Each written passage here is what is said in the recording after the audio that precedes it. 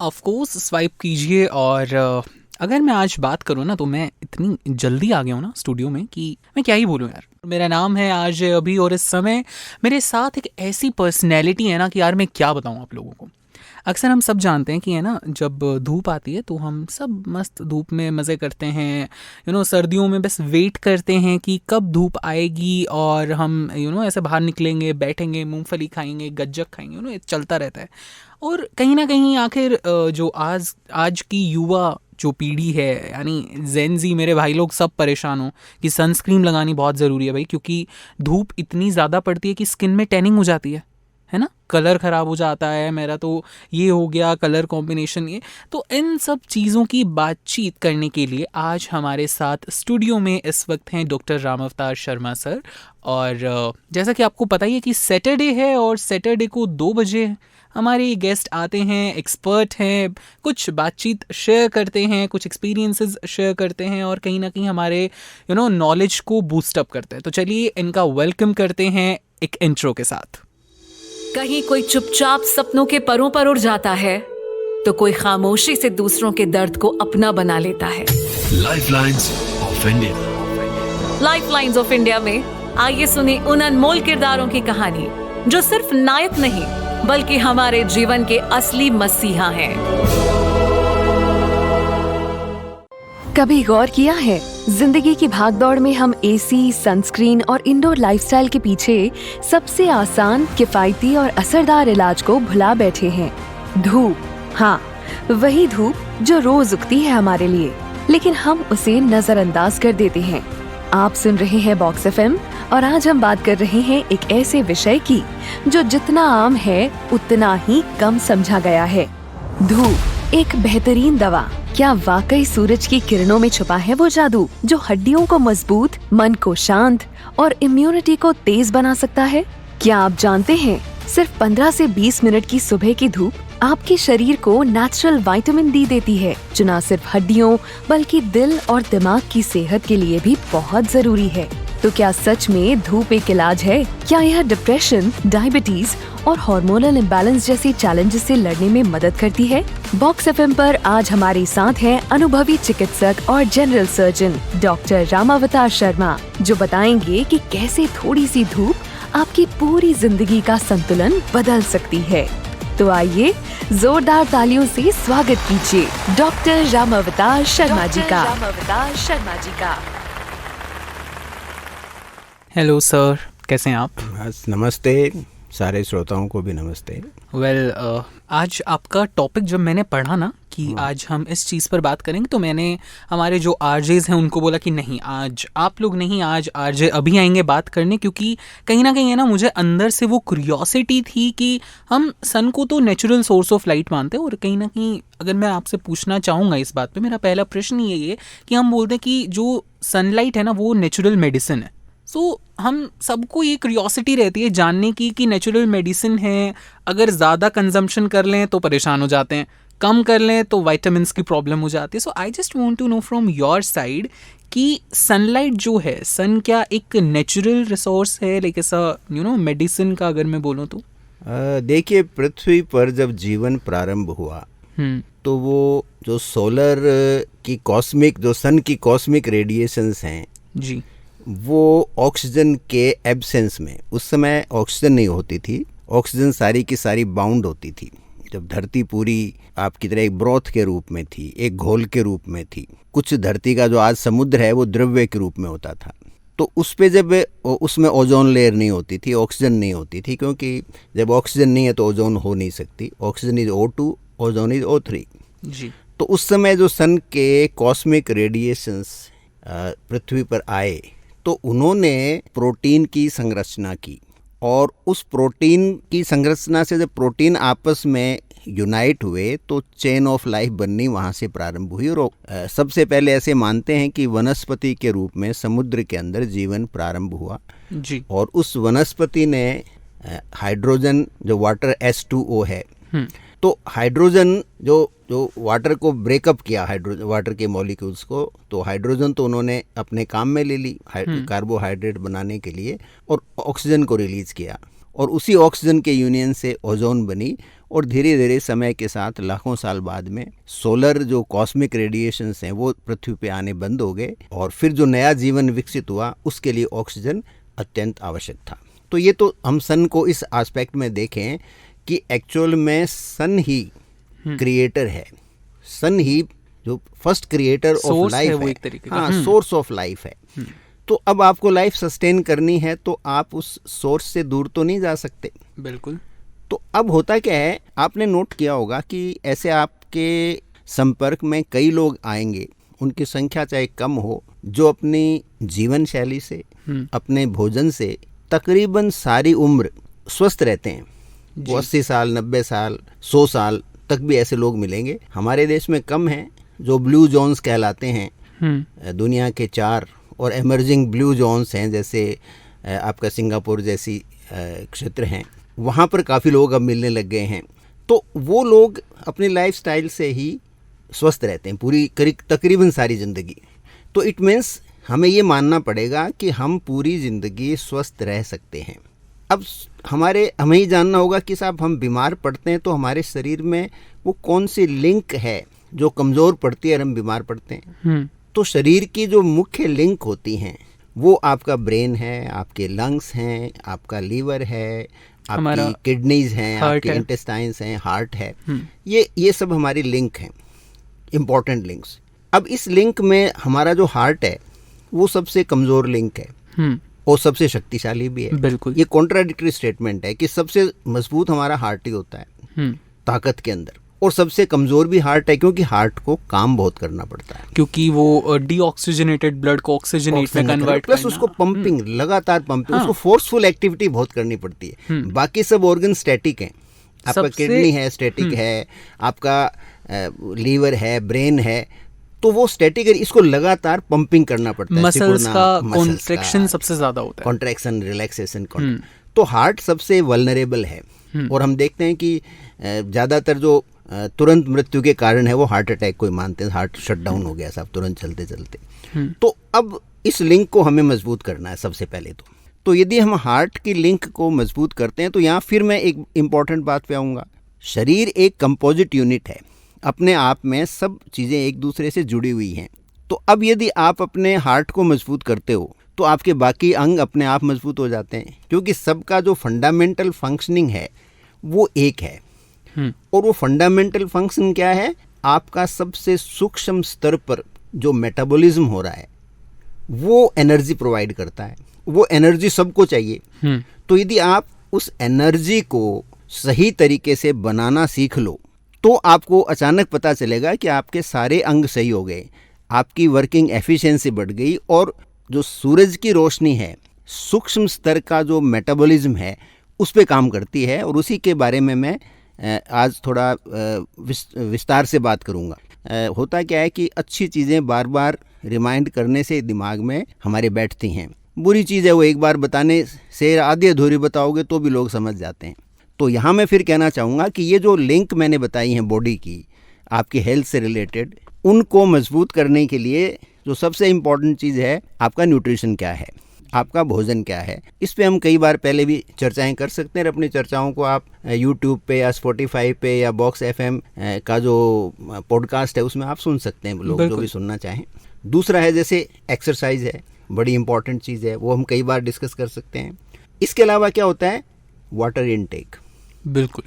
अभी मेरे पास एक रिसेंट केस आया, बच्चा था, पेरेंट्स बाहर गए हुए होंगे, तो बच्चा बैठा बैठा लगातार जो वीडियो गेम है वो खेलते रहे वो, और 5-6 घंटे लगातार खेलते रहे, पानी नहीं पिया, डिहाइड्रेशन हो गया। तो डिहाइड्रेशन होने से फिर ब्लड है वो थिक हो जाता है, उससे 10 कॉम्प्लिकेशन हो जाते हैं। अच्छा? हाँ, क्योंकि भाई पानी नहीं पिया तो पानी, ब्लड को डाइल्यूट कौन करेगा भाई, पानी तो लगातार कंज्यूम हो रहा है आपकी बॉडी में, हर मेटाबॉलिक एक्टिविटी पानी के थ्रू ही होती है। आपने पानी कम पिया तो आपका ब्लड थिक हो जाएगा, फिर कोई क्लॉट फॉर्मेशन हो जाती है, कहीं कोई वेन में डिपॉजिट हो जाता है, आर्टरी में डिपॉजिट हो जाता है, आपके ब्रेन का क्लाउडिंग हो जाता है, यानी आपके सोचने की क्षमता कम हो जाती है, हाथ पैर और अंगुलियों में दर्द होने लग जाता है। वो कहीं ना कहीं पूरी बॉडी पर इम्पैक्ट दिखाता है अगर ब्लड क्लॉटिंग का। इसलिए वाटर इनटेक उनको मेंटेन करने के लिए बहुत ज़रूरी है। इन जो लिंक होती है इंपॉर्टेंट जो है ना, शरीर की जीवन रक्षक जो होती हैं। और एक होती है सनलाइट। अब सनलाइट को ज़्यादातर क्या मानते हैं लोग बाग कि साहब विटामिन डी के लिए चाहिए। आज की वार्ता में मैं ये बताना चाहूँगा कि सूरज की रोशनी सिर्फ विटामिन डी बनाने के लिए नहीं है, इसमें इतना कुछ और होगा कि आप जानोगे तो आपको बड़ा आश्चर्य होगा और आपको कहीं न कहीं ये बात आपको बुरी भी लगेगी कि आपने अपने जीवन में सूरज की रोशनी का उतना उपयोग नहीं किया जितना आपको करना चाहिए था। क्या बात है। अब जो हो गई वो हो गई, आप आज से इसको प्रारंभ कीजिए। बिल्कुल। अब इसका मैं एक उदाहरण देता हूँ। अमेरिका के एक कैंसर स्पेशलिस्ट हैं, एमी नाम है, ऐसा कुछ मेरे को एग्जैक्ट ध्यान नहीं है, तो उनका मैं एक रेफरेंस पढ़ रहा था। उनके पास एक केस आया, 15 साल का बच्चा, उसके एक्यूट लिम्फोब्लास्टिक ल्यूकीमिया नाम की बीमारी थी, यानी श्वेत रक्त जो कण होते हैं उनका कैंसर था, ब्लड कैंसर, यानी व्हाइट ब्लड सेल्स का कैंसर था और बड़ा खतरनाक होता है। कहीं ना कहीं ल्यूकीमिया का हमने पढ़ा भी है बायो में, तो बहुत डेंजरस होता है, बहुत डेंजरस होता है। अब उसको उन्होंने कीमोथेरेपी पे डाला, ये कई साल पुरानी बात है।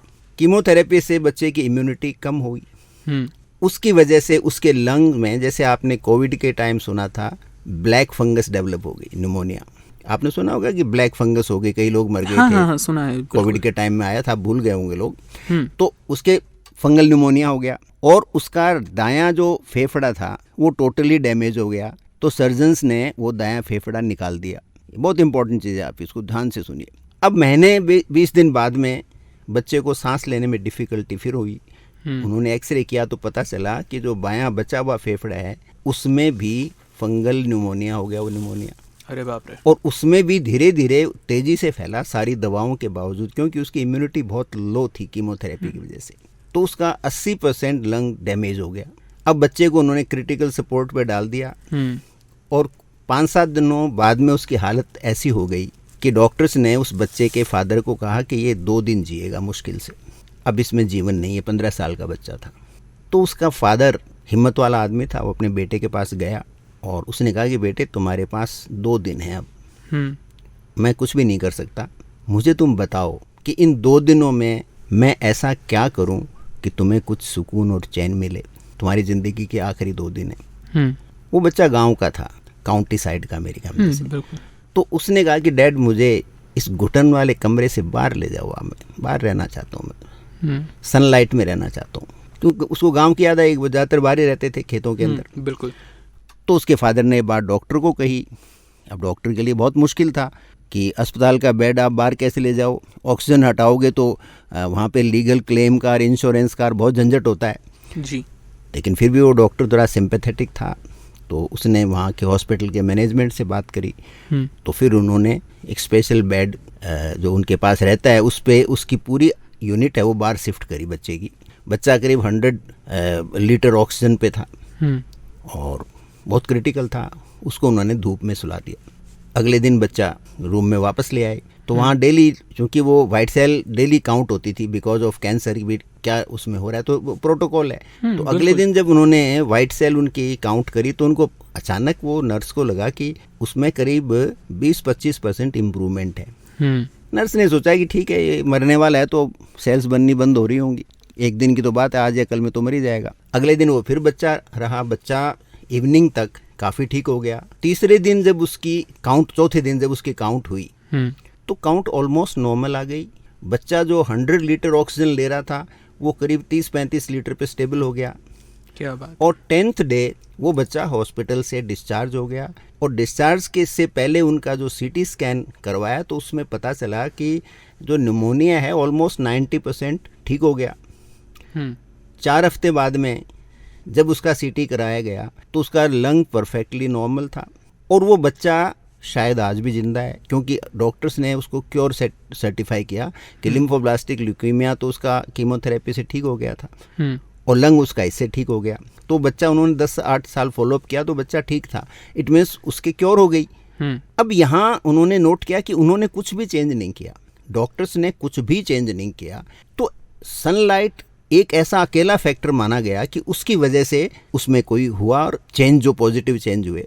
तो उसको लेकर के फिर इस पे रिसर्च चली कि सनलाइट का हमारी सेहत पे क्या प्रभाव पड़ता है और उसके जो परिणाम सामने आए और उससे जो साइंटिफिक जो इन्फेरेंसेस सामने आए उसको मैं शेयर करना चाहता हूँ कि ये बहुत इंपॉर्टेंट है और लोगों को पता लग जाए। तो एक तो मेनली अपने ये डिस्कस करेंगे, इसके साथ साथ ही जैसे मैं कह रहा हूँ मैं लिंक वाला बता रहा हूँ, तो ये 4th पॉइंट था। अब 5th पॉइंट में बताना चाहता हूँ आप अपने लिंक्स को कैसे मजबूत करके और कैसे एक लंबी उम्र पा सकते हो हेल्दी बॉडी के साथ में। तो जो 5वां पॉइंट है वो आप टॉक्सिन से दूर रहिए। हम बहुत ज़्यादा जहरीली चीज़ों के आसपास रहते हैं। हम अनाप शनाप शराब पीते हैं, बिल्कुल, हम सिगरेट फूंकते हैं, हम माइक्रो प्लास्टिक को चारों तरफ फैलाते हैं। अपना घर हो बाहर हो, रोज़ाना आप फेसबुक पे देखिए, आप इंस्टा पे देखिए, आप न्यूज़पेपर में देखिए, चारों तरफ हमने प्लास्टिक, जहाँ भी, खास करके हमारे इंडिया की तो हालत बहुत ही ख़राब है। जहाँ जाएंगे प्लास्टिक की बोतल फेंक देंगे, जहाँ सही बात है ये तो उससे वो माइक्रो प्लास्टिक, तो आप टॉक्सिन्स को अवॉइड कीजिए। और इसके अलावा जो 6th जो है वो है एयर, हवा। अब हवा की शुद्धता हमारे पास बहुत कम है, तो इसके लिए हम जो अपनी तरफ से कर सकते हैं वो ये है कि हम धुआं कम करें, हमारे व्हीकल्स की मेंटेनेंस अच्छी करें, सर्विस टाइम टू टाइम करवाएं, और सबसे इम्पोर्टेंट है कि हम सिर्फ फ़ोटो में नहीं छापें, हम रियल में पेड़ लगाएं। बिल्कुल सही अब बात। यहाँ मैं एक इंडिया की बड़ी पॉइंट आउट करना चाहता हूँ। पिछले कितने ही सालों से हमारे देश में राज्य सरकारों और केंद्र सरकारों को मिला करके हर साल तकरीबन 70,000 करोड़ का बजट है पेड़ लगाने का। कितने लाखों करोड़ रुपए हमने खर्च कर दिए, पेड़ नजर नहीं आते। सही बात। लोग डंडियां रोप लेते हैं, लोग पेड़ के उठा के ले आते हैं नर्सरी से और गाड़ देते हैं उनको कहीं ज़मीन में, पानी नहीं देते हैं। ये किसको धोखा दे रहे हो? और मुझे ये समझ में नहीं आया कि जनता में जागरूकता क्यों नहीं है, क्योंकि पैसा तो आपका हमारा है, जो पेड़ लगा है वो लगा क्यों नहीं, ये सवाल हम क्यों नहीं उठाते। जब तक जनता आवाज़ नहीं उठाएगी तो ये जो लुटेरे हैं, मैं कहता हूँ ये आपकी जेब काट रहे हैं सीधे, ये पैसा आपका है, क्योंकि इसके लिए फंडिंग तो आप ही कर रहे हो, हर चीज़ की कीमत आप महंगी चुका रहे हो, जो है उससे ज़्यादा आप चुका रहे हो, और ये लोग आराम से खा रहे हैं, प्लस आपको एक तरह से आपको मारने का प्रयास कर रहे हैं। पेड़ नहीं लगेगा तो इट मीन्स नुकसान तो आपका हुआ ना। तो इसलिए मैक्सिमम पेड़ लगाइए। जहाँ भी आपके आसपास पेड़ जो लगाते हैं सरकारी तंत्र से, वो यदि पानी नहीं देते हैं तो अपनी आवाज़ उठाइए, उनकी शिकायतें कीजिए, उन तक पहुँचिए। अब मैं आता हूँ 7वीं पे। बिल्कुल, जो हमारा 7वां पॉइंट है वो है स्लीप। अब आप नींद को साधारण सोना मत मानिए। जब आप सोते हो तो कितनी ही क्रियाएं होती हैं, कितनी ही क्रियाएं होती हैं। और एक अब बात आप और याद रखिए, हवा, और जो हवा भी मैं हवा पे जैसे मारा था, हवा आप सिर्फ कमरों की मत लीजिए, आउटडोर की हवा लीजिए। और नींद भी गहरी लीजिए। कभी कभी महीने 2 महीने में 1-2 बार आप किसी पेड़ के नीचे जाके सोइए, अपनी छत पे लेटिए, अपने बरामदे में लेटिए। तो थोड़ा सा आप बाहर भी सो के देखो। आप बंद कमरों में एक माचिस की तरह से सोने की आदत से थोड़ी मुक्ति पाइए। और इसके अलावा जो अगला पॉइंट है, जो मेरा लास्ट पॉइंट है, वो है विश्वास। आप अपने आप में विश्वास रखिए। आप उन लोगों से जिन पे आप भरोसा करते हो उनको अच्छी तरह से परखिए और फिर उनमें विश्वास रखिए। तो ये हमारे जो वाइटल ऑर्गन्स को जो ठीक रहने वाले जो पॉइंट्स हैं मैंने हाईलाइट किए हैं। अब इसके अलावा अब हम आएंगे, पूरा का पूरा हमारी आगे की जो टॉक होगी वो सारी की सारी हमारी होगी सूरज की रोशनी और उससे होने वाले प्रभावों पे। क्या बात है।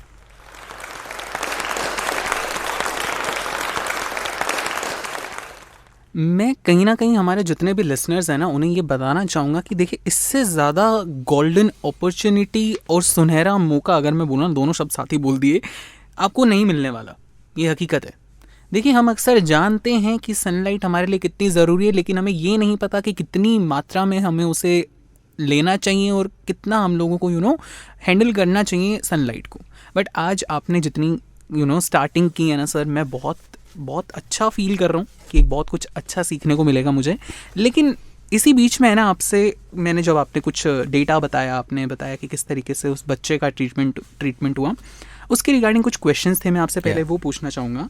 मैं सबसे पहले ये पूछना चाहूँगा कि आपने बताया कि उस बच्चे को धूप में बाहर लेकर गए, लेकिन अकॉर्डिंग टू टेक्स्ट बुक्स जितनी भी होती हैं, 12th क्लास तक के बच्चों को पढ़ाया जाता है, या फिर मेडिकल साइंसेज में भी थ्योरी के अकॉर्डिंग ये कहा जाता है कि सनलाइट से आपकी बॉडी में कैंसर ज़्यादा डिवाइड होता है।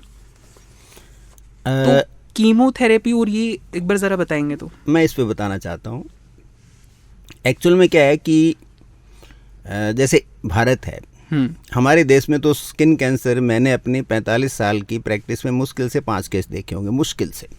हमारे यहाँ स्किन कैंसर एक तो ज़्यादा होता नहीं है, और जो कुछ होते हैं वो इतने खतरनाक नहीं होते, वो सनलाइट से नहीं होते हैं, उसके दूसरे कारण होते हैं, वायरस वगैरह से होते हैं वो। और अभी एक यूरोपियंस में भी बहुत लंबी स्टडी हुई है, क्योंकि ऐसा माना जाता है कि जो चमड़ी जितनी गोरी होगी तो स्किन कैंसर की संभावनाएं उतनी ज़्यादा होती हैं। जितनी स्किन डार्कर साइड में चली जाएगी, जैसे अफ्रीकन्स में स्किन कैंसर मतलब रेयरेस्ट ऑफ रेयर है ही नहीं, ये मान सकते हो कि है ही नहीं तकरीबन। कोई है तो कोई बहुत जैसे कोई दुर्घटना वाली सी बात है, अदरवाइज अफ्रीका में स्किन कैंसर नहीं है। तो जितनी भी स्किन डार्क होती जाएगी उतना स्किन कैंसर कम होता है, और जितनी स्किन वाइटर साइड में जाएगी तो कैंसर होने की संभावना पैदा होती है। अब उसको लोगों ने सनलाइट से जोड़ दिया, यूवी रेज से। लेकिन अभी एक बहुत लंबी स्टडी हुई है, इंग्लैंड के अंदर हुई है, पिछले करीब 15-20 साल लंबी स्टडी है, और उसमें ऐसे पाया गया कि सनलाइट का कैंसर होने से सीधा कोई संबंध नहीं है। उसको ऐसे ही हाइप कर दिया है। कई बार क्या होता है कि एक रिसर्च चल जाती है थोड़ी सी, और उसका कंक्लूजन प्रॉपर नहीं होता है, स्टडीज़ प्रॉपर नहीं होती हैं, लेकिन वो हाईलाइट हो जाती है और फिर वो मीडिया में आ जाती है, और फिर लोगों के दिमाग में बैठ जाती है। जैसे आदमी ने रखे हैं सोमवार, मंगलवार, बुधवार, ऐसे दिन तो हमने रखे हैं ना। अचानक आपने उस दिन में साहब इस दिन, ये दिन इस काम के लिए शुभ नहीं है, ये शनिवार को ये चीज़ नहीं खरीदनी चाहिए, बुधवार को ये चीज़ लेके आनी चाहिए। अरे ये तो 7 दिन भगवान के, क्या मंगल क्या पीर, जिस दिन सोए देर तक भूखा रहे फकीर। क्या बात है। तो ये तो दिन तो एक ही है ना, सन का मोमेंट है वो, तो आपने सुविधा के लिए आपने दिन बना लिए। तो ये बड़ी एक इम्पॉर्टेंट चीज़ होती है, तो इसका हमें ध्यान रखना चाहिए। तो कैंसर नहीं होता है, सन एक्सपोजर से कैंसर नहीं होता है। और फिर जो मैं जिस एक्सपोजर की बात कर रहा हूँ वो कोई घंटों नहीं रहना है आपको वहाँ पे। आप 20 से 30 मिनट 2 अलग अलग समय आप धूप में रहते हैं ना, तो अपना सारा काम हो जाएगा। आपको कहते हैं ना कि सन बहुत दयालु है, रोजाना समय पे उगता है। देखो जो साइकिल आज तक चेंज नहीं किया, कहते हैं 1-2 सेकंड का भी चेंज कर दे तो आप और हम कहीं मिलेंगे ही नहीं। तो जो इतना दयालु है, आपको इतना थोड़ी सी देर में आप पे इतना कुछ दे जाता है। 20 मिनट आप सूरज उगने के 3 घंटे बाद में रहिए, और 20 मिनट कभी भी इन बिटवीन, वो मैं डिटेल अभी बताऊंगा। तो उसमें आप रहोगे तो आपको सारा कुछ मिल जाएगा उसी थोड़े से टाइम में। मतलब आधा घंटा, 24 आपके 12 घंटे का दिन होता है या 8 घंटे का दिन होता है, उसमें आपको करीब 25-30 मिनट सूरज को देना है। उसमें आपका सारा काम हो जाता है। तो अब इसका कारण क्या है? देखो हमारा शरीर किससे चलता है? शरीर का फंक्शनिंग होता है एनर्जी से। एनर्जी, इसलिए हमारा शरीर वार्म रहता है। जिंदा शरीर होता है वो गर्म होता है, और लोग कहते हैं तो आदमी की मृत्यु हो गई, इसका शरीर बिल्कुल ठंडा पड़ गया। टेम्परेचर डाउन हो जाता है। टेम्परेचर मतलब एनर्जी बननी बंद हो गई। हाँ। तो एनर्जी कहाँ बनती है? हमारी एनर्जी बनती है हमारी कोशिकाओं के अंदर, होती है माइटोकॉन्ड्रिया नाम का एक हिस्सा। हर कोशिका में एक माइटोकॉन्ड्रिया होता है। मैं इस चीज़ पे बीच में टोकना चाहूँगा। हर एक बच्चा जो मेडिकल साइंस का है ना, उसकी सबसे पहली लर्निंग ही बायो की ये होती है, mitochondria is the powerhouse of cell. उसको और कुछ नहीं पता, बट उसको ये जरूर पता होता है। लेकिन एक सेल होती है, एक कोशिका होती है जिसमें माइटोकॉन्ड्रिया नहीं होता। हमारे जो लाल रक्त कण होते हैं, आरबीसी में माइटोकॉन्ड्रिया नहीं होता, क्योंकि आरबीसी में कोई मेटाबॉलिज्म की जरूरत नहीं है। आरबीसी एक टैक्सी है जिसके थ्रू ऑक्सीजन शरीर में सर्कुलेट होती है। ऑक्सीजन किससे बाउंड होती है? हीमोग्लोबिन से। बिल्कुल। तो जहाँ माइटोकॉन्ड्रिया होता है दूसरी कोशिकाओं में, वहाँ आरबीसी में हीमोग्लोबिन के लिए स्पेस बनाया है, वरना हीमोग्लोबिन कहाँ जाएगी? देखो माइटोकॉन्ड्रिया होगी। ये आप प्रकृति का देखो माइक्रोस्कोपिक लेवल पे कितना बड़ा काम है कि वहाँ से आरबीसी में उन्होंने माइटोकॉन्ड्रिया हटा दिया, उसकी जगह हीमोग्लोबिन को सेट कर दिया। वो हीमोग्लोबिन ऑक्सीजन को बाइंड करता है और वही रिलीज करता है। तो आरबीसी को छोड़ के हर कोशिका है उसकी माइटोकॉन्ड्रिया होती है। उसका सारा सिस्टम वो माइटोकॉन्ड्रिया के थ्रू, उनका जो एक्यूमुलेटेड इफेक्ट है, क्यूमुलेटिव इफेक्ट है, सामूहिक जो पूरा का पूरा वो जो एनर्जी पैदा होती है, उससे हमारा शरीर चलता है। तो ये जो माइटोकॉन्ड्रिया है, यहाँ पर सूरज की रोशनी चमत्कारिक काम करती है। और इसके बारे में मैंने बहुत लोगों से पूछा, और मैं ईमानदारी से कहूँगा कि जब मैं प्रैक्टिसिंग डॉक्टर था, क्योंकि मेरा काम बीमारों को ठीक करना था, मैं हेल्दी आदमी के बारे में ज़्यादा जानता नहीं था। और मेरी इस क्यूरियोसिटी ने मेरे को प्रैक्टिस छोड़ने को एक तरह से उत्साहित किया, प्रेरित किया कि अपने इतनी प्रैक्टिस कर रहे हैं इतने साल से, हम ये तो जानते नहीं कि हेल्थ क्या होती है। डॉक्टर तो यही जानता है कि सिकनेस क्या होती है। तो मैंने एक एस्पेक्ट ही मेडिसिन का पढ़ा, तो इसका मतलब मेरा ज्ञान है वो अधूरा है। तो फिर मैंने प्रैक्टिस बंद करके और मैं हेल्थ की तरफ गया। और इसमें पहली बार मतलब जिस चीज़ का मुझे एज ए डॉक्टर पता नहीं था, now as a broadcaster and podcaster मुझे अब पता लगने लगा। क्या बात है, क्या बात। तो उस चीज़ को मैं आपसे शेयर करना चाहूँगा। ऑलराइट, बट बिफोर दिस और क्वेश्चंस मेरे दिमाग में बहुत सारे आज जो मैं क्वेश्चंस बना के लेकर आया हूँ ना, वो क्वेश्चंस आज काम ही नहीं आने वाले। वो नहीं काम क्योंकि इतने क्रिएटिव थॉट्स आते हैं ना कॉन्वर्जेशन के बीच में। और मैं लिसनर्स को बताना चाहूँगा, अगर आप बातचीत करना चाहते हैं तो आप अभी कॉल कीजिए लाइव। हमारा नंबर है 7339990969 और आप चैट बॉक्स में भी आप अपने क्वेश्चंस भेज सकते हैं, जो कि हम थोड़ी समय बाद चैट बॉक्स के भी कुछ क्वेश्चन देखेंगे। वो फोन डायरेक्ट क्लिक करेंगे ना, फोन का जो आता है ऐप में, उस पर क्लिक करेंगे तो अपने आप बिल्कुल एक क्लिक की देरी है और आप अपना जो भी क्वेश्चन है वो डायरेक्ट हमारे एक्सपर्ट डॉक्टर राम अवतार शर्मा जी से आप पूछ सकते हैं। लेकिन मेरा एक क्वेश्चन है, मैं वो आपसे पूछना चाहूँगा। आपने अभी बताया था बियॉन्ड द टॉपिक कहीं कॉन्वर्जेशन जाती है, बट आई वॉन्ट कि इसको मैं पूछूं क्योंकि क्यूरियोसिटी है। आई वॉन्ट टू नो, आपने कहा कि प्लांटेशन के नाम पर इंडियन गवर्नमेंट जो फंडिंग वगैरह रेज कर रही है उसके अकॉर्डिंग प्लांटेशन हो नहीं रही है। देखो सक्सेसफुल नहीं हो पाते क्योंकि कहीं ना कहीं लोगों की अवेयरनेस उसमें कम है। But I want to know कि द हिंदू जो है एक न्यूज़पेपर है, और उनकी रिपोर्ट्स के अकॉर्डिंग राजस्थान गवर्नमेंट ने जुलाई 2025 में ऐसा न्यूज़ है उनका कि जिसमें उन्होंने 10 करोड़ प्लांटेशंस किए हैं अभी फ़िलहाल, जो भजनलाल शर्मा है इन्होंने। आपका इस चीज़ पर क्या कहना है? प्लांटेशन करना इम्पोर्टेंट नहीं है।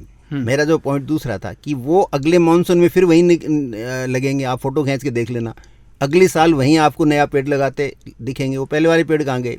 बट जिस तरीके से अभी फ़िलहाल मेरी ऑब्जर्वेशंस रही हैं, मैं आपको वो बताना चाहूँगा कि राजस्थान में अभी फ़िलहाल जो अपना जगतपुरा वाला, अगर आपको पता हो रास्ता है महल रोड की साइड, वहाँ पर गवर्नमेंट ने वापस से फेंसिंग की है सारी की सारी। और जितने ट्रीज़ हैं, जो कई बार ये होता है कि पेड़ बड़े होते जाते हैं तो काट देते हैं लोग, क्योंकि अभी फ़िलहाल गवर्नमेंट ने, आपकी बात बिल्कुल सही है ये भी, कि एपिक सर्कल पर उन्होंने सबसे बड़ा ट्री जयपुर का जो था वो काट दिया। लेकिन कहीं ना कहीं वो उन्हें वापस से रिवाइव करने के लिए जितनी भी फेंसिंग्स वगैरह उन्हें मजबूत कर रहे होते हैं। तो यहाँ पे भी एक एस्पेक्ट है। अभी मेरा दूसरा मतलब है, देखो आप पेड़ों को आपको 4 साल पालना पड़ेगा।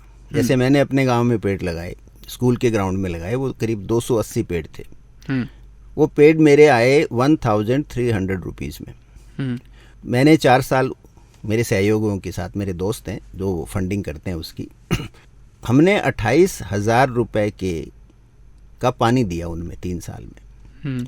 जयपुर में पेड़ लगाना बहुत आसान है, मौसम आपके फेवरेबल है। राजस्थान में जहाँ पेड़ लगने चाहिए, रेगिस्तान में, जो बीकानेर है, आपका चूरू का एरिया है, झुंझुनू से आगे उधर जो भी निकलते हैं, जो बाड़मेर है, जैसलमेर है, अब वहाँ पर आप पेड़ लगाओगे तो आपको पेड़ों की तो बजट बहुत छोटा सा है, पानी की फंडिंग, और उसमें पब्लिक पार्टिसिपेशन होगा। वरना ठेकेदार क्यों आएगा, वो तो लिख देगा मैंने इतने पेड़ दिए। तो लोकल जो लोग हैं, मेरा कहने का मतलब ये था कि लोकल लोग जब तक जिम्मेदार नहीं हो कि हमारे गांव में पेड़ सरकार ने लगाए हैं, ठेकेदार को पानी का बजट डेफिनेटली मिला है, वो पानी डले, ये कहीं ना ये मेरा इश्यू है जो मैंने, मेरा पॉइंट को मैं रेज करना चाहता था। पब्लिक अवेयरनेस या आवाज़। मैं नहीं कहता हूँ कि आप गवर्नमेंट को गाली दो और ये करो, आपको पता होना चाहिए हमारे गांव में बजट आया है तो आप सोचते हैं लगेंगे तो पेड़ लगेंगे। अरे लगेंगे नहीं, वो आपको जीवन देते हैं, वो आपके बच्चों को जीवन देते हैं। आप उस पॉइंट को, और मैं इसके बारे में एक और बताता हूँ आपको, वो थोड़ी देर में बताना चाहता हूँ, वो ज़्यादा बेटर रहेगा, इम्पैक्टफुल रहेगा। वो पेड़ क्यों लगने चाहिए और उसका सूरज की रोशनी से पेड़ों का क्या संबंध है। ओवरऑल कहीं ना कहीं यही बात है कि देखिए गवर्नमेंट ने तो अपना काम कर दिया, वो हमारी अवेयरनेस होनी चाहिए कि अगर वो एक पेड़ को देख रहे तो हम उसे पानी दे जाकर। नहीं, पानी वो ठेकेदार दे, पैसा मिलता है, गवर्नमेंट थोड़ी पेड़ लगा के भाग जाती है। 70,000 करोड़ पेड़ों के लिए थोड़ी दिए जाते हैं। 70,000 करोड़ बहुत बड़ी अमाउंट है। वो पेड़ों में पानी देने के लिए भी होता है मेजर बजट। तो पेड़ तो क्या 8 रुपए में एक आती है, आप गवर्नमेंट से, गवर्नमेंट अपने तो फ्री में लगाती है पेड़ तो नर्सरी से।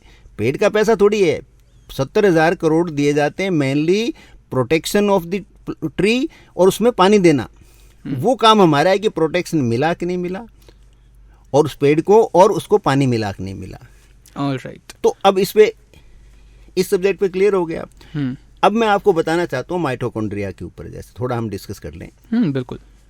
माइटोकॉन्ड्रिया यंग एज में तो आपने कहा ना पावर हाउस है, बहुत एफिशिएंटली काम करता है जी। लेकिन जिस तरह कोई भी आपकी कार है, जैसे उसका इंजन भी तो 3, 4, 5, 6 लाख किलोमीटर चलने के बाद में कमज़ोर पड़ जाता है। तो आपके जो माइटोकॉन्ड्रिया है वो भी जो आपकी उम्र बढ़ती है तो माइटोकॉन्ड्रिया की एफिशिएंसी कम होती जाती है। हालांकि नई सेल बनती रहती हैं लेकिन फिर भी एज के साथ उतनी मजबूत कोशिकाएं दोबारा नहीं बनती हैं। हल्की कोशिकाएं पहले वाले से कम ताकतवर बनेगी, क्योंकि हर चीज़ का तभी तो हमारी बॉडी मतलब वो वृद्ध होती है। और तभी मम्मी पापा कहते रहते हैं कि अभी खाओ, बढ़िया खाओगे तो कहीं तुम्हारे बुढ़ापे में तुम्हें ही लगेगा वो शरीर लगेगा, इसलिए कोशिकाएं बेटर बनेंगी। तो उनका जो प्रोजेनी है, कोशिका से एक कोशिका मरती है नहीं बनती है। तो आपकी यदि यंग एज में कोशिका अच्छी है, मजबूत है, तो फिर ओल्ड एज तक वो कंपैरेटिवली बेटर बनेगी। और वैसे यदि आप अच्छे हो, अच्छा खाया है आपने, अच्छी तरह से रहते हो, तभी भी इन नॉर्मल कोर्स यदि आप एक्स्ट्रा प्रिकॉशन नहीं लोगे तो जो ही आप 50 साल को पार करते हो तो आपकी कोशिकाओं में माइटोकॉन्ड्रिया से बनने वाली जो एनर्जी है वो 70% तक कम हो जाती है। यानी 30% एनर्जी आप में बचती है यदि आपने एक्स्ट्रा एफर्ट नहीं किया तो। इसलिए आपने देखा कि जो बुजुर्ग लोग हैं उनकी हीलिंग स्लो होती है, उनका दौड़ने की रफ्तार कम हो जाती है, उनके शरीर के अंदर जो चलते हैं तो ऐसे लगता है कि कोई बुजुर्ग आदमी चल रहे हैं, वो धीरे धीरे चल रहे हैं। हाँ, धीरे, वो एनर्जी कम हो गई। तो और 70% तक हम एनर्जी लूज करते हैं यदि आपने एक्स्ट्रा स्टेप नहीं उठाए, जिनके बारे में मैं अभी बात करने वाला हूँ। ये एनर्जी आज के टाइम में डॉक्टर साहब आजकल की जो जनरेशन है ना उनमें पहले से ही कम हो चुकी है, ऑलरेडी कम हो गई। तो उसी पे तो हमें उन्हीं को तो जगाना है भाई। और मेरा क्वेश्चन भी अगले ये है कि आपने अभी जब बात कर रहे हैं तो according to different age groups जो होता है उनके अकॉर्डिंग सनलाइट का कंजम्पशन कितना जरूरी है, आप ये चीज? हाँ, उसी पे आ रहा हूँ मैं, वो उसी पे आ जाएगा जो अपने है। हाँ। देखिए, जब आपकी एनर्जी, ओवरऑल एनर्जी कम होगी तो आपकी हार्ट की एनर्जी भी कम होगी, ऑफ कोर्स, आपके ब्रेन, आपके लीवर, आपकी किडनी, आपकी मसल्स, आपकी बोन्स, तो सारों के अंदर ऊर्जा का प्रवाह कम हो जाएगा। जो ही ऊर्जा कम होगी तो आपके शरीर की जो शक्ति है वो कम हो जाएगी। अब होता क्या है, अब यहाँ आपको जो करना है वो कि आप अपनी माइटोकॉन्ड्रिया को कैसे इम्प्रूव करो। और आप अभी ये मेरी बात ध्यान से सुनिए, आपका एक पैसा भी नहीं लगेगा, आपको कहीं जाना भी नहीं पड़ेगा। आप घर बैठे बैठे जो आपकी एनर्जी 70% डिक्लाइन होती है उसको आप 20% डिक्लाइन तक ला सकते हो, यानी 50% एनर्जी आप गेन कर सकते हो। अब होता क्या है, सनलाइट को आपने क्या जोड़ा कि विटामिन डी बनाती है। जिससे पूछोगे सनलाइट विटामिन डी बनाता है, हर कोई यही कहता है। मैं कहता हूं कि वो है यूवी रेज। सूरज में अल्ट्रावायलेट रेज आती हैं। अब अल्ट्रावायलेट रेज के बारे में दो खासियत होती हैं। एक तो अल्ट्रावायलेट रेज सूरज की सबसे कम गति से चलने वाली किरणें हैं जो धरती पर सूर्योदय के 3 घंटे बाद में, सनराइज के 3 घंटे बाद में पृथ्वी पर पहुंचती हैं। इसलिए जो आपका कंसेप्ट है कि अर्ली मॉर्निंग धूप में रहो विटामिन डी बन जाएगा, ये सही नहीं है। विटामिन डी सूरज उगने के 3 घंटे बाद आने वाली किरणों से बनता है। और चूंकि जो सबसे लेट पहुंचती हैं तो वो गायब भी सबसे पहले होती हैं, तो सूरज उगने के 3 घंटे पहले वो गायब हो जाती हैं। तो सूर्योदय से 3 घंटे बाद और सूर्यास्त यानी सनसेट से 3 घंटे पहले की जो धूप होती है, आफ्टरनून की धूप, आपको विटामिन डी उसी टाइम बनेगा। और चूंकि यूवी रेज आपकी सिर्फ स्किन को पेनिट्रेट कर सकती हैं, वो बहुत शरीर के अंदर तक नहीं जाती हैं। वो जो आपकी जो त्वचा होती है उसमें जैसे यूवी रेज 3 तरह की होती हैं, UV A, UV B, UV C. तो अल्ट्रावायलेट रेज सी जो होती है वो पृथ्वी पर नहीं पहुंचती है, वो हमारे जो पृथ्वी का वातावरण है उसमें ही समाप्त हो जाती है। और यूवी ए जो होती है वो आपके जो आपकी चमड़ी की जो एपिडर्मिस होती है, चमड़ी के सबसे बाहर का जो हिस्सा होता है, वहीं तक पहुंचती है, और UVB जो है वो स्किन की सेकंड लेयर तक पहुंचती है, और यहाँ पर आपके विटामिन डी का निर्माण होता है। लेकिन यहाँ जो विटामिन डी बनता है वो निष्क्रिय होता है, वो फिर आपके लीवर में जाता है, और लीवर में जाके वो एक्टिवेट या सक्रिय होता है, वो आपके काम आता है। तो ये चीज़ मैं फिर कंसेप्ट क्लियर कर देना चाहूँगा कि आपको यदि विटामिन डी बनाना है सूर्य की रोशनी से, तो सूरज उगने के 3 घंटे बाद और सूरज छिपने के 3 घंटे पहले तक की धूप है उसमें जाइए। अब सवाल उठता है कितना समय वहाँ बैठें, तो वो आपके स्किन के रंग पे, कलर पे डिपेंड करता है। यदि आपका रंग गोरा है तो आपको करीब 25 मिनट में 1 दिन का विटामिन डी आराम से बन जाएगा। आपका जो ब्राउनिश कलर है तो आपको करीब 30 से 40 मिनट्स तक, और आपका यदि रंग काफ़ी पक्का है, जैसे अफ्रीकन्स का रंग होता है सांवला काले की तरफ हम आते, ब्लैक कलर होता है, उनको करीब 1.5 आवर्स लगते हैं, क्योंकि ब्लैक कलर होता है वो यूवी रेज को रिफ्लेक्ट करता है। इसलिए हमारे छाते ज़्यादातर जो होते थे पुराने समय में काले रंग के होते थे, आज भी काले रंग का छाता होता है, वो अंदर आप उसके नीचे आप ज़्यादा ठंडक आपको महसूस होती है। जैसा कि पढ़ते हैं टेक्स्ट बुक्स में देखते हैं, ये थ्योरी बिल्कुल अलग है, यानी थ्योरी का कंसेप्ट अलग है और प्रैक्टिकल की बात करते तब अलग है। आपने बताया कि यूवी रेस को रिफ्लेक्ट करता है, एब्जॉर्ब कर लेता है, सॉरी आप तक नहीं पहुंचने देता। वही, क्योंकि ब्लैक कलर तो अगर एक एक्सपेरिमेंट पढ़ते हैं, मैंने रिफ्लेक्ट वर्ड गलत यूज कर लिया, एब्जॉर्ब कर लेता है। इसलिए आपकी कार यदि काले रंग की है तो बहुत गर्मी होगा, गर्मी हो जाती है, क्योंकि वो मेटल है वो एब्जॉर्ब कर लेता है। लेकिन छाता होता है वो एब्जॉर्ब करेगा तो वो कपड़ा होता है, क्योंकि वो आप तक गर्मी नहीं पहुंचती। और नीचे का जो उसका कलर कॉम्बिनेशन वो होता है वो भी डिफरेंट होता है, तो वो फर्क होता है। तो ये तो विटामिन डी के लिए है।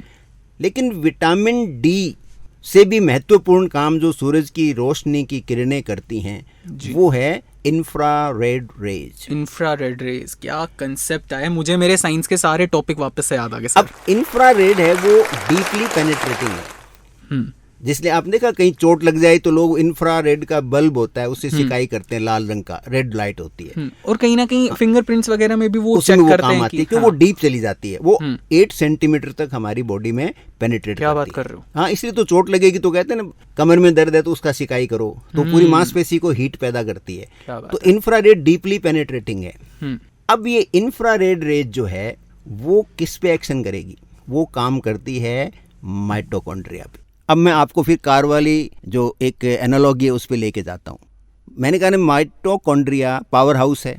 आपकी कार का पावर हाउस क्या है, उसका इंजन जब काम करता है तो कितनी हीट प्रोड्यूस होती है। तो आपको कार को सही चलाने के लिए आपको क्या करते हो, आप कूलेंट यूज करते हो, रेडिएटर है, वाटर पंप है, ये सारा का सारा सिस्टम है। तो जब कोशिका इतना काम करती है तो कोशिका के अंदर भी हीट जनरेट होगी जी। यहाँ हीट जनरेशन है, उसका नाम क्या होता है, ऑक्सीडेटिव स्ट्रेस। और हमारी बॉडी टेम्परेचर है वो भी किससे होता है, जो माइटोकॉन्ड्रिया के फंक्शन से हीट जनरेट होती है। और इसके अलावा जो बाई प्रोडक्ट होते हैं मेटाबॉलिज्म के, तो वो करते हैं ऑक्सीडेटिव स्ट्रेस, यानी ऑक्सीडेंट बहुत सारे रिलीज होते हैं। और ऑक्सीजन जैसे आपको पता है कि ऑक्सीडाइज कोई चीज़ होती है तो वो चीज़ नष्ट हो जाती है, उसका स्वरूप बदल जाता है। ऑक्सीजन की कैपेसिटी होती है कि वो स्वरूप बदल देती है। हम भी यदि 100% ऑक्सीजन लगातार लें तो हमारी मृत्यु हो सकती है।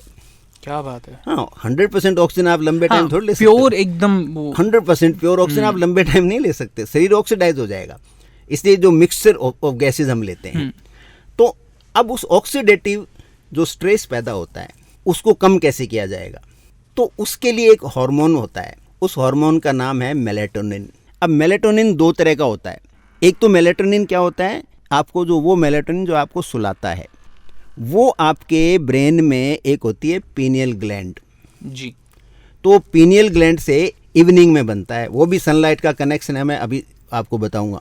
वो तो आपको सोने में काम देता है।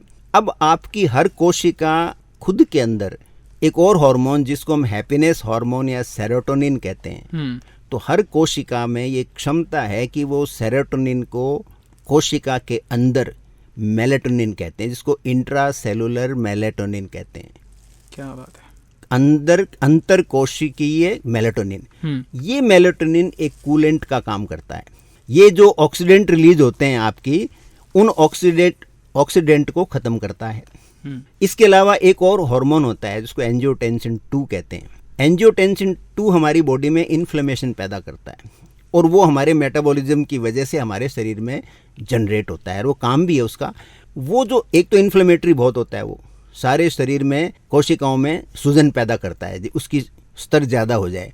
दूसरा वो क्या करता है कि खून की जो रक्त कोशिका, अपनी जो आर्टरीज होती हैं, रक्त वाहिनी कह दो आप हिंदी में, जो हमारी आर्टरीज होती हैं उनमें संकुचन पैदा करता है, उनको नैरो कर देता है। तो यदि आपकी आर्टरीज नैरो होंगी तो आपका ब्लड प्रेशर बहुत शूट कर जाएगा। तो वहाँ हमारी कोशिकाएं एक ACE2 इनहिबिटर एंजाइम बनाते हैं, वो एंजाइम इस हार्मोन को डाइजेस्ट कर जाता है, तो वो बैलेंस बना के रखता है, उसके स्तर को बढ़ने नहीं देता। अब ये सब सारी मॉनिटरिंग किसके थ्रू होती है? सूरज की किरण, इंफ्रारेड रेज से। क्या बात है, तालियां बननी चाहिए। आपने इतना अच्छे तरीके से इस कंसेप्ट को समझाया ना कि मेरे दिमाग में फिर से एक क्वेश्चन आ गया। I want to know, starting हमने की थी कि कीमोथेरेपीज की रेज वगैरह भी होते हैं, तो जो कीमोथेरेपी होती है, क्या मैंने जितना सुना है हमारे तो यही बोलते हैं कि बस ऐसे गर्म सेक लगता है। हाँ। तो ये जो इंफ्रारेड आपने बताया कि लेयर्स के बिल्कुल डीप में जाके हमारी बॉडी को ठीक करते हैं एक तरीके से, तो क्या कीमोथेरेपी में इनका कोई लिंक होता है? नहीं, देखिए कीमोथेरेपी क्या करती है, वो तो कोशिकाओं को मारती है। वो तो जहाँ भी जाएगी तो उसमें सामान्य कोशिकाएं भी मरेंगी और कैंसर वाली कोशिकाएं भी मरेंगी, और जो सेल डिवाइड हो रही है वो ज़्यादा मरेगी क्योंकि वो उस कीमो को ज़्यादा खाएगी। तो हमारी जो इम्यूनिटी की सेल्स की कोशिकाएं हैं वो जो डिवाइड हो रही हैं लगातार, एक तो वो ज़्यादा मर जाती हैं तो हमारी इम्यूनिटी बिल्कुल लो हो जाती है। दूसरा वो कैंसर की कोशिकाएं मरती हैं क्योंकि वो भी लगातार ग्रो हो रही हैं, तो वो दो ज़्यादा मरती हैं उसकी वजह से, तो आपकी इम्यूनिटी कम हो गई। अब कम होने से क्या होगा कि आपकी जो कोशिकाओं की शक्ति है वो कम हो गई, एनर्जी जनरेशन कम हो गया। जैसे उस बच्चे में बता रहा हूँ ब्लड कैंसर वाले में, तो उसके लंग्स की जो कोशिकाएं थी उनमें उनका माइटोकॉन्ड्रिया इतना वीक हो गया कीमोथेरेपी की वजह से, प्लस ऊपर से फंगल इन्फेक्शन हो गया कि उनकी कोशिकाएं जो मरने लग गई तेजी से, लंग्स है वो डैमेज होने लग गया। अब जो ही वहाँ पे उसको वो सन में गया, जो थ्योरी के हिसाब से इंटरप्रेट किया डॉक्टर्स ने, साइंटिस्ट ने, वो ये किया कि जो ही वो सन की रेज में गया तो सन ने कोई फंगस को नहीं मारा है, सन जो सनलाइट अंदर गई, इंफ्रारेड रेज जो डीपली पेनिट्रेटिंग रेज हैं, उन्होंने वहाँ जाके उनकी माइटोकॉन्ड्रिया में जो ऑक्सीडेटिव स्ट्रेस था उसको ख़त्म किया। तो जो माइटोकॉन्ड्रिया एफिशिएंसी से काम करने लग गई। एफिशिएंसी से जो इन्होंने काम किया तो उसका जो इम्यून रिस्पॉन्स है, उसकी रोग प्रतिरोधक क्षमता है वो जागृत हुई, और उस रोग प्रतिरोधक क्षमता ने ही, क्योंकि दवाइयाँ तो चली रही थी फंगस की, उसको जो दवा पहले इफेक्टिव नहीं हो रही थी वो दवा इफेक्टिव होने लग गई, और उसकी वजह से ऐसा नहीं है कि अकेली सनरेज ने बचाया, सनरेज ने दवाइयों को प्रभावशाली बना दिया। तो मेरा कहना है कि हम गौर से देखें हर डॉक्टर को, यदि उसके पास समय हो तो। अनफॉर्चुनेटली डॉक्टर्स बहुत बिजी रहते हैं और उस समय जब उनको थोड़ा टाइम चाहिए उनकी प्रैक्टिस में, वो होता नहीं है। डॉक्टर्स को बीमारियों और दवाओं का ज्ञान इतना होना चाहिए कि उस ज्ञान के द्वारा वो ऐसा तंत्र विकसित करें कि वो जो लोग उनके पास कंसल्टेशन के लिए आते हैं उनको वो रोग मुक्त रखें और भविष्य में दवा मुक्त भी रखें। क्या बात है। और दवाइयों के नॉलेज के थ्रू करें कि आपको इतना ज्ञान हो दवाइयों का कि आपके पास आने वाले व्यक्ति को जिंदगी में दोबारा दवा नहीं लेनी पड़े। अब उसमें प्रयास करने पड़े। सर बहुत बहुत धन्यवाद, आपने इतना डिटेल्ड में एग्जाम्पल्स के साथ हमें समझाया, क्योंकि कहीं ना कहीं एक चीज़ को समझने के लिए उदाहरण की बहुत ज़्यादा आवश्यकता होती है। उसी बीच हमारे पास चैट बॉक्स में बहुत सारे क्वेश्चंस हैं, क्योंकि मुझे लग रहा है कि इस इंटरव्यू का ना एक सेकंड पार्ट लेकर आना पड़ेगा, क्योंकि जिस तरीके का कंसेप्ट आपके पास, दैट इज़ वेरी अप्रिशिएटेबल। अभी सबसे पहला क्वेश्चन अंशुल ने पूछा है, मैं सनस्क्रीन लगाकर बाहर जाता हूँ, क्या उसके बाद भी मुझे विटामिन डी मिलता है? नहीं, विटामिन डी आपको बनाना होगा, तो मैंने बताया जो टाइमिंग तो मैंने बताया, उस समय चूंकि यूवी रेस से डीप पेनिट्रेट नहीं कर सकते हैं, तो वो आप अपने घर में हफ्ते में 2 या 3 बार यदि बैठते हैं करीब 30 मिनट्स, उसमें आपको 65% आपकी स्किन डायरेक्ट एक्सपोज होनी चाहिए। जैसे आप शॉर्ट्स एंड बनियान पहन के छत पे बैठिए, और बेटर रिजल्ट के लिए आप हल्का सा अपने स्किन पे ऑयल लगा लीजिए, क्योंकि विटामिन डी फैट सोल्यूबल है, तो फैट में अच्छी तरह से बनेगा, वो फैट में डिजोल्व होकर आपके सिस्टम में जल्दी अंदर प्रवेश करेगा। तो वो होना चाहिए हल्का सा। उस समय आप कोई ऐसा खाना खा सकते हैं जिसमें फ़ैट हो, गुड फैट, जो अनसैचुरेटेड फैट हो, जैसे आपने एवोकाडो यदि मिलता हो तो वो खा सकते हैं, या हल्का सा मक्खन जैसे खा के बैठे। वही मैं कहा, एवोकाडो तो गांव में कहाँ से? तो मक्खन होता है, सब ऑप्शन, मक्खन तो हर कहीं मिलता है। हाँ, थोड़ा आपने 1 चम्मच मक्खन खाया और उसके बाद में, या फिर जैसे आप जो होता है घानी का जो ऑयल होता है, उसमें तले हुए 2, 4, 5 पकोड़े खा लिए, छत पे आप बैठ के किताब पढ़ने लग गए और हल्की सी ऑयल लगा लिया, और आप करीब हफ्ते में 3 दिन आप आधा पौन घंटे छत पे बैठे जहाँ धूप निकल रही है, तो आपका विटामिन डी बन जाएगा। और जहाँ तक इंडिया के अंदर है तो मैं तो सनस्क्रीन को रिकमेंड नहीं करता, सारी केमिकल लेडन है। उसकी बजाय तो आप कैप लगा लीजिए, हैट हमारे यहाँ नहीं लगाते हैं, कैप लगा लीजिए।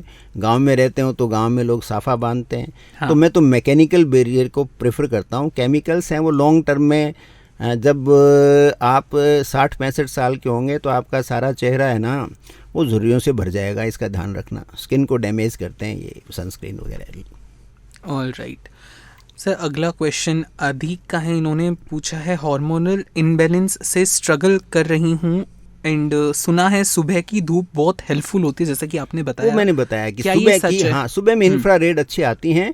और मैं यहाँ फिर जो पेड़ों की अपने बात कर रहे थे, मैंने कहा बताऊंगा आपको मैं।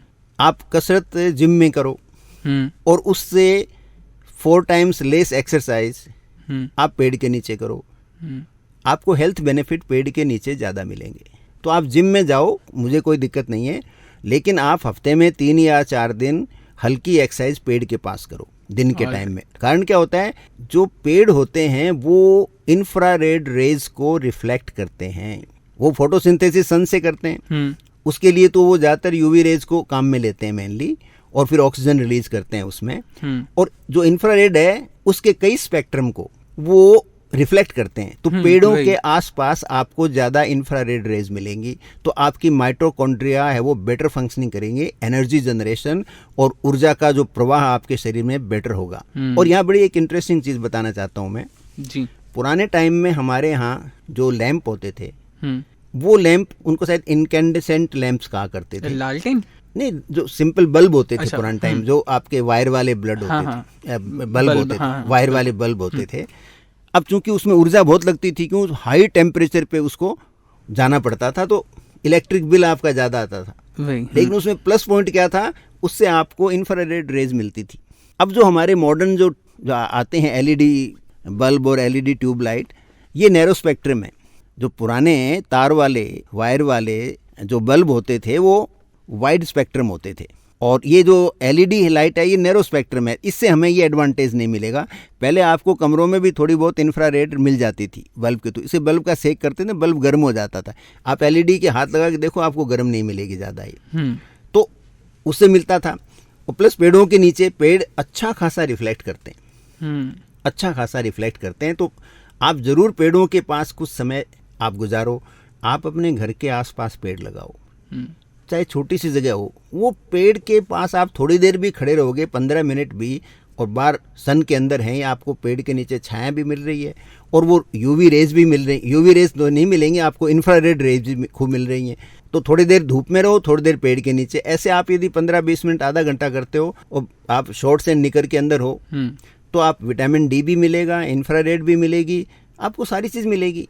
अब आपको अपने शरीर के लिए इतना टाइम तो देना पड़ेगा। और कहीं ना कहीं पकोड़े भी बना लो, अंशुल जी, बैठ जाओ, हाँ, बैठ जाओ आराम से, पकोड़े खाओ, किताब पढ़ो आप आराम से, क्या दिक्कत। सर इसी के साथ एक और क्वेश्चन पूछा है, काजल का एक क्वेश्चन है। इन्होंने बोला है कि बच्चों की स्किन ज़्यादा सेंसिटिव होती है, तो क्या उन्हें ज़्यादा देर धूप में खेलना चाहिए, छोड़ना चाहिए? देखो, बच्चों के बारे में तो खेलना ही चाहिए। बच्चों के छोटे हाथों को चांद सितारे छूने दो, तो बच्चों को तो आराम से खेलने दो। और यदि आधा पौन घंटे बच्चे बाहर खेलते हैं तो मेरी समझ में कोई दिक्कत नहीं है। घंटा भर भी खेलें तो कोई दिक्कत नहीं है, उसकी स्किन को कोई डैमेज नहीं होता है। एक्सेप्ट कि जो आपके समर के अंदर एक्सट्रीम जो गर्मी होती है उसको आप थोड़ा अवॉइड कर सकते हो, अदरवाइज तो कोई दिक्कत नहीं। दोपहर के टाइम बंद करो, थोड़ा अर्ली मॉर्निंग में खेलें 9-10 बजे तक, 11 बजे तक, और ऐसे इवनिंग में मौसम के हिसाब से आप डिसाइड कर सकते हो। सर अनीता का क्वेश्चन है कि इन्हें डायबिटीज़ है, इन्होंने कहा है मुझे डायबिटीज़ है और मैं डेली वॉक करती हूँ, क्या सुबह की धूप मेरी शुगर कंट्रोल में हेल्प करेगी? शुगर कंट्रोल में इनडायरेक्टली करेगी, डायरेक्ट प्रभाव नहीं है। यदि आपका मेटाबॉलिज्म बेटर है और आपका जो भोजन है उसका यदि कंट्रोल आपका बेटर है तो निश्चित रूप से आपको सनलाइट में बेनिफिट रहेगा।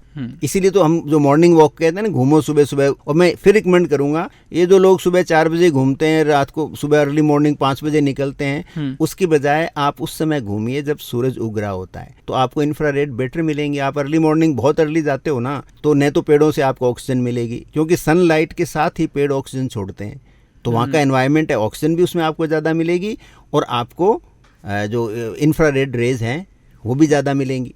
तो राइजिंग सन के साथ आप घूमिए तो निश्चित रूप से आपकी डायबिटीज़ है उसका कंट्रोल बेटर रहेगा। साथ में आपको अपने खाने के ऊपर भी प्रॉपर कंट्रोल करना पड़ेगा, प्रॉपर बैलेंस करना पड़ेगा। बिल्कुल, क्या बात है। इसके अलावा मैं एक बड़ी इंपॉर्टेंट चीज़ और बताना चाहता हूँ। बिल्कुल, ज़रूर। ब्राज़ील में जब कोविड अपने पीक पर था तो वहाँ पर एक हॉस्पिटल ने एक बड़ा यूनिक सा एक्सपेरिमेंट किया।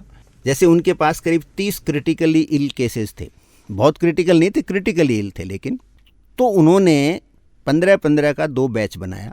उन्होंने एक जैकेट पहनाई जिसमें 15 लोगों के जो लंग्स के आसपास जो एरिया था उसमें उन्होंने इंफ्रारेड जो लाइट होती है उसके बल्ब लगाए, तो उनको तो इंफ्रारेड रेज दी उन्होंने, और बाकी 15 थे उनके जैकेट तो पहना दी लेकिन उसमें कोई बल्ब नहीं था, तो उनको इंफ्रारेड नहीं दी। और फिर उन्होंने देखा कि कौन सा रोगी कितने दिन हॉस्पिटल रहता है, तो कंक्लूजन निकाला कि जिनको इंफ्रारेड लाइट दी गई वो सारे के सारे 15 जो रोगी थे वो 5 दिन में हॉस्पिटल से डिस्चार्ज हो गए, और जिनको नहीं दी वो 15 से 20 दिन तक हॉस्पिटल रहे। अब ये छोटा नंबर है, 30 का नंबर बहुत छोटा है, लेकिन इस पे अब रिसर्च चल रही है। मैं तो कहता हूँ हर जगह में, जैसे भारत में तो ये बड़ा एक कष्ट की बात है कि हमारे यहाँ साइंटिफिक रिसर्च होती नहीं है, हमारे दिमाग में ही नहीं है। हमारे अस्पतालों के अंदर आप कहीं पर भी, चाहे बड़े से बड़ा हॉस्पिटल देखो, कहीं पर भी आपको साइंटिफिक रिसर्च होते हुए, इनोवेटिव रिसर्च होते हुए हम देखते नहीं हैं। इंडिया में ये चीज़ है। ये हमें अभी क्या है कि हमें भावनाओं के बजाय अपने बुद्धि को विकसित करना पड़ेगा, और हमें छोटी छोटी चीज़ों से होने वाले बड़े परिणामों की तरफ देखना पड़ेगा।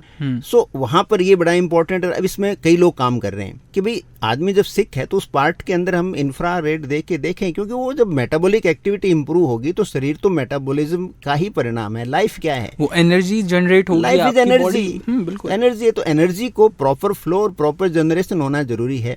तो ये रिसर्च हुई। दूसरी रिसर्च और हुई कि साहब इंग्लैंड में, पूरे यूरोप में सबसे पहले कोविड आया डेनमार्क में, और सबसे लास्ट में कोविड जो है वो गया आपके ग्रीस में। सबसे लास्ट में ग्रीस में सबसे तेज हुआ और सबसे पहले डेनमार्क में आया। तो फिर जब उन्होंने सन का रोटेशन देखा यूरोप में पूरा, बाद में हुई है रिसर्च, उस टाइम तो पॉसिबल नहीं था, तो जो डेटा कलेक्ट हुए, यहाँ फिर मैं एक चीज़ पॉइंट आउट करूँगा, हो सकता है श्रोता नाराज हो कि अब मैं भारत के बारे में बार बार बोलता हूँ। हमारे यहाँ कोई डेटा इकट्ठे नहीं हुए, इतनी बड़ी कंट्री, इतने लोग मरे, हमारे यहाँ कोई डेटा नहीं हुए, क्योंकि इतना वो इनोवेटिव रिसर्च माइंडसेट नहीं है। वो हमें डेवलप करना है। यही हम यंग जनरेशन को यही कहते हैं कि इनोवेटिव बनिए, साइंटिफिक बनिए। खाली इमोशंस से कोई देश बड़ा नहीं होता है, एक फंडामेंटल सोच होती है, आपके विचारों की जो शक्ति होती है ना, वो राष्ट्र को भी मजबूत करती है और आपको भी मजबूत करती है। क्या बात है। तो वहाँ उन्होंने देखा कि जब सन सबसे कम डेनमार्क में था, जब डेनमार्क में कोविड आया, जो सन बढ़ा, सन की वहाँ पे ड्यूरेशन बढ़ी, कोविड उस हिसाब से कम होता गया। और ग्रीस में सबसे लास्ट में, वहाँ छोटे दिन हुए, उसमें मैक्सिमम कोविड था। इसके अलावा, और मेरा व्यक्तिगत अनुभव है नेक्स्ट बात के लिए, जिन लोगों के शरीर में कोविड होने से पहले विटामिन डी पर्याप्त मात्रा में था, उनकी रिकवरी बहुत जल्दी हुई, उनमें मृत्यु दर करीब न के बराबर थी, एक्सेप्ट कि कोई बहुत बड़ा इन्फेक्शन नहीं हुआ हो। तो इट मीन्स जो लोग सूरज में ज्यादा रहे, यहाँ पर भी आप नोट करेंगे हमारे देश में कोई भिखारी नहीं मरा, कोई जो वेंडर होते हैं, स्ट्रीट वेंडर जो सब्जियां बेचते हैं और बेचते हैं, वो नहीं मरे। ये जो अमेजन वगैरह के जो डिलीवरी बॉयज हैं, ये कोई नहीं मरे। आपने देखा कि केमिस्ट हैं, जो इनकी दुकानें यूजुअली बाहर होती हैं, धूप वूप निकलती रहती है, कोई केमिस्ट नहीं मरा। और किसान जो खेतों में काम करते हैं और यदि वो अपने नॉर्मल एक्टिविटी करते रहे तो वो कम मरे। तो अब एक थ्योरी ये भी है कि हमने कोविड को गलत तरीके से ट्रीट किया, लोगों को घर में बंद करके, और ये सारी दुनिया में हुआ। यदि हम लोगों को कहते कि छत में रहो, अपने घर में रहो, लेकिन धूप में रहो, उसको स्ट्रेस नहीं किया गया। दूसरा, हमने पेशेंट को जो सीरियस था उसको आईसीयू में डाल दिया, कमरों में बंद कर दिया कि बीमारी फैलेगी, जबकि होना क्या चाहिए था, उनको अस्पताल में तो इलाज करते, लेकिन सनलाइट का खुले एक में सोर्स करते, वो रहता नहीं बेड बार लाओ। और दूसरा मैं कहता हूँ, हॉस्पिटल के आज के जो नक्शे बन रहे हैं वो एब्सर्ड हैं, वो आपको लगातार बीमार रखने के लिए बनाए जा रहे हैं, लगता है ऐसा। अदरवाइज अस्पताल, जैसे मैं जिस अस्पताल में, जैसे मैंने मेरी ट्रेनिंग ली बीकानेर में, सब में बरामदे होते थे, बरामदे में पेशेंट रहते थे, लोग धूप में रहते थे। मैंने चूरू में जब ट्रेनिंग की तो हमारे डॉक्टर थे, डॉक्टर BL सोनी और डॉक्टर शंकरलाल सोनी, 2 मेरे साथ थे। वो अभी भी 94-95 में जिंदा हैं। वो सदा बीमार धूप में देखते थे। जो ही सर्दी आई उनकी टेबल चेयर बाहर लग जाती थी, और दोपहर के टाइम में जो बीमार थे उनके बेड को बाहर निकलवा देते थे। और कई बार टीचर वगैरह भी बाहर बैठ के पढ़ा रहे हैं सरकारी स्कूलों में। वो तो बिस्तरों में, सर्दियों में तो खास करके वो जो चूरू का हॉस्पिटल था उस समय, बीमारों को बाहर सुलाते थे, चारपाई खींच के बाहर निकाल देते थे बेड को। 2-4 गांव के लोग होते थे, एंड मैंने उनमें रिकवरी बहुत फास्ट देखी। आज मैं सोचता हूँ कि ये बेटर था। अब आपको आईसीयू में, इसलिए आईसीयू में जो डेथ रेट है वो हाई है, क्योंकि आप उसको बिल्कुल एक बंद कमरे के अंदर एक रोगी को रखते हो। तो ऐसा कोई सिस्टम हमें आज नहीं तो आने वाले समय में डेवलप करना पड़ेगा कि जो रोगी बीमार हैं उनको कम से कम डेली आधा घंटा 20 मिनट सन का एक्सपोजर हो, चाहे वो कितना ही बीमार हो। चाहे आईसीयू में ऐसे बेड डेवलप करो कि वो बेड बाहर आएँ, या आईसीयू का नक्शा ऐसा बने कि उसमें एक पोर्शन ऐसा हो जिसमें दिन की धूप आए, और वहाँ आप रोगी को सीरियल नंबर से जो भी आईसीयू में एडमिट हैं उनको 15-20 मिनट अच्छी धूप उनको मिले, क्योंकि ये इसका हीलिंग पावर है। हम इसको अंडर एस्टिमेट कर रहे हैं, क्योंकि ऐसा करने से किसी की कमाई नहीं हो रही है, इसलिए इसको हाईलाइट नहीं किया जा रहा है। आप धूप में, कोई आपको हॉस्पिटल दिखाता है आधा घंटा, तो उसके पैसे थोड़ी मिलेंगे, पैसे दवाओं में मिलते हैं। बिल्कुल, पैसे दवाओं में मिलते हैं, धूप से पैसे थोड़ी मिलेंगे। तो इसलिए, लेकिन हम जागरूक होंगे तो मैं ये कहूँगा कि आप धूप को सिर्फ विटामिन डी का साधन मत मानिए, ये आपके माइटोकॉन्ड्रियल मेटाबॉलिज्म को सीधा प्रभावित करती है। और मैं यूं कहना चाहूँगा कि एक तरह से ये आपके माइटोकॉन्ड्रियल मेटाबॉलिज्म की माँ है, यहीं से आप में जीवन प्रकट होता है। इसलिए आज से आप नियम बनाओ कि आधा घंटा कोई भी सिचुएशन हो, हम लोग धूप में जाएंगे। अब यहाँ मैं लास्ट में एक क्लोज करना चाहता हूँ। कुछ लोग कहेंगे साहब फिर गांव के लोग क्यों बीमार पड़ते हैं, वो तो धूप में रहते हैं। वहाँ पर आपके इंफ्रारेड रेज को मारने वाला, उसके फायदों को नष्ट करने वाला एक जहर गांव में फैला हुआ है। क्या बात कर रहे हो? उसका नाम है तंबाकू। बीड़ी, हुक्का, चिलम और आजकल ये प्लास्टिक की पुड़िया। अब ये जगह जगह पुड़िया खाते हैं, सारा मुंह भरे रहते हैं, और छोटे छोटे पाउच हैं, वो सारा गांव की ज़मीन भर दिया आपने उससे। माइक्रो प्लास्टिक, जो मैंने शुरू में, इसीलिए मैंने बात शुरू में उठाई थी कि जीवन रक्षक जो 8-9 चीज़ें हैं उनमें से एक है कि हम टॉक्सिन्स नहीं फैलाएं। तो गांव का आदमी अपने वरदान को श्राप में बदल रहा है। उसको वरदान मिला है कि उसको धूप मिली है, और उसने अपने आप को श्राप दिया है कि वो तंबाकू का सेवन करता है, टॉक्सिन्स का इंटेक करता है, और उसको यूवी के प्रभाव को न्यूट्रलाइज कर देता है वो। अब आप आग जलाओगे और पानी साथ में डालोगे तो रोशन आग कैसे जलेगी? बिल्कुल सही बात। तो इसलिए ये कोई कहे ना कि गांव के लोग फिर क्यों बीमार होते हैं, गांव के लोग इसलिए बीमार होते हैं क्योंकि वो अपनी खुद उस गलती को दोहरा रहे हैं बार-बार। बिल्कुल, क्या बात है सर।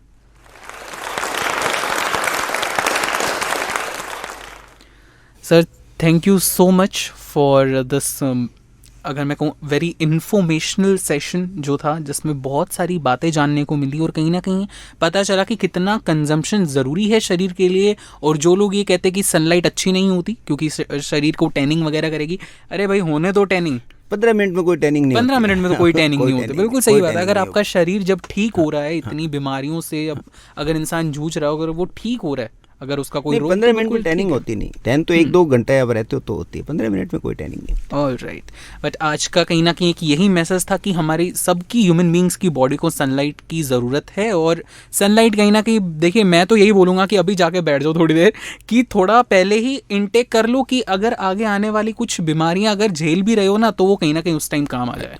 बिल्कुल। Alright sir, thank you so much for having this wonderful conversation. Thank you. Alright.